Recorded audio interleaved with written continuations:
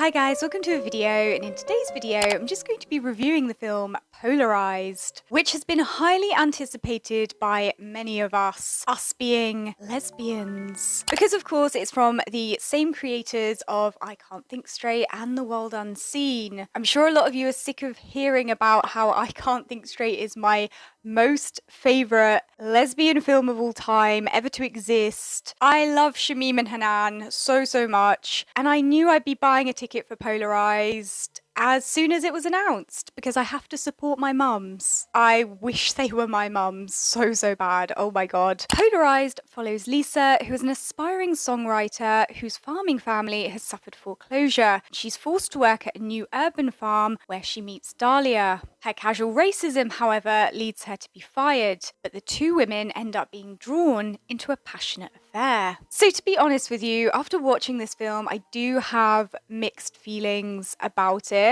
And as much as I love Shamim and Hanan, I want to give an honest review. I hope if either of them come across this video because they've watched my reviews before and left me a comment about it, they be lurking. I hope that they both know I really respect and adore them as creators. I'm very grateful for the work they've put in historically and presently into giving the lesbian community these wonderful pieces of work. But as much as I love them, I still want to give an honest critique of this particular film. But let's start with what I liked. So first of all, I found Polarized to be very visually rich. There's some really beautiful cinematography, and the film offers some gorgeous shots of landscapes as well as more intimate ones with the actors. They utilise light and shadow incredibly well in certain scenes, and overall I was just very impressed with the visuals, especially the visuals of Lisa wearing flannel. That was poetic cinema. It was. Yes, one of the characters is called Lisa. I wonder if she was named after Lisa Ray. That would be a fun connection. Needless to say, the two leads are obviously incredibly beautiful, which only adds to the impressive visual tapestry of this film. Shamim and Hanan's sons also both have cameos in this film, which I really loved. I thought it was really cute. I'm pretty sure they both had a cameo in I Can't Think Straight as well, so it makes me a bit emotional. I don't know why. I also found Polarized interesting in terms of how it contrasted different cultures and classes alongside one another, highlighting frictions and various dynamics between the characters. And whilst it portrays conflict within certain power dynamics, it doesn't necessarily demonize anyone. A lot of the characters in this film are three-dimensional and human. The film explores racism, xenophobia, homophobia, and sexism in a way that isn't preaching to the audience. It's integrated in an intelligent way, and these themes are very signature to Shamim and Hanan's work, and it's one of the things that often sets their work apart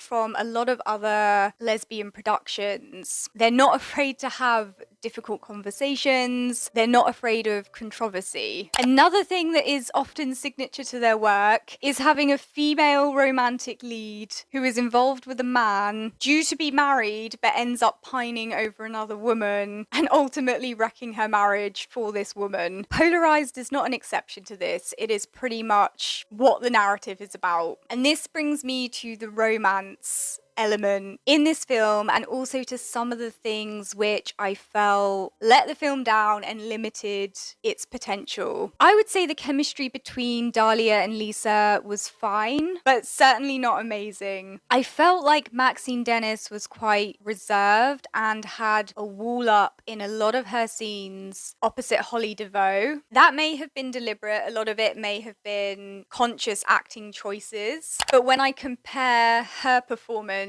to the very emotionally raw and nuanced performance given by Holly DeVoe, there's a stark contrast between the two, and I don't think that Maxine was quite able to meet Holly on her level. I have to say, I think the relationship between the two was what I was most dissatisfied with in the whole film. It wasn't just the lack of connection, I also think their relationship was weirdly paced, and there was too much other stuff going on in the film. I felt like there wasn't enough time for the film to explore the two main characters' relationships with everyone else as well as each other, which meant the film just spread itself too thin. So instead of focusing on one deep connection, it felt like it focused on multiple surface level connections. The ending in particular felt very odd to me. The whole film had been building up to Lisa and Dahlia reuniting, confessing their love for one another after so much turmoil, and the end scene didn't really seem to do their relationship justice, you know, especially given what they'd gone through to be with one another. It felt really rushed, and the background music also felt really ominous, and it gave me the feeling that something awful was happening at the end of the film instead of something that should have been happy, should have been like relief. Also, anytime there was a kissing scene between Lisa and Dahlia, the lighting was really poor. Darkness seemed to obscure either one or both of them in these scenes, and this critique is not coming from a salacious place where I think it should have been shot in bright white lights, 4K HD, torches in their face. But I felt like the lighting should have been better in those scenes because those are important moments about connection, and you can barely see their expressions or what's happening. The thing is, that only really happened in the kissing scenes, which felt a bit weird. I think if they wanted to kind of add some kind of atmosphere to the scene with the lighting, there's other ways to kind of utilize light to set the mood without obscuring what's happening between two characters. All that said, I mean, they're not the worst lesbian pairing I've ever seen on the screen. There were some moments I really liked between the two of them, especially when Lisa was changing attire and Dahlia was just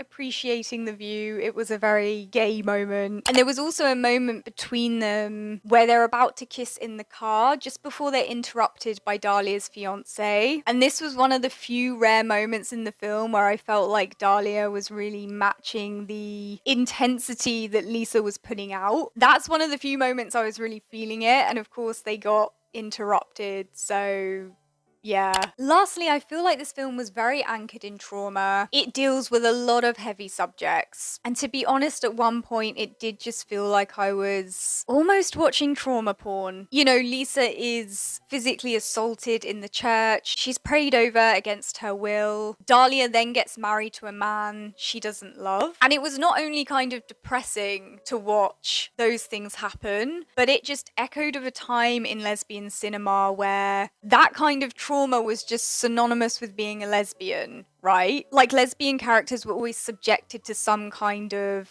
torture or had to go through some kind of trauma, had to have heteronormativity inflicted upon them, right? And I don't know that I want to keep seeing these types of films again and again and again because they've already been done to death. That said, I do realise that there are still lesbian and bisexual women across the globe who go through the things that this film portrays. So in that sense, you know, I can recognize that the film is not for me. It's not about me, it's not for me in some ways. I appreciate that. I just think it's a personal gripe of mine because I don't know how healthy it is for the lesbian community to watch these kinds of films where they're seeing themselves subjected to trauma again and again and again, right? And like I said, for everything Lisa and Dahlia went through in this film, the ending was not a satisfying, oh, thank God, they're together now, everything's gonna be fine. It was just more of like,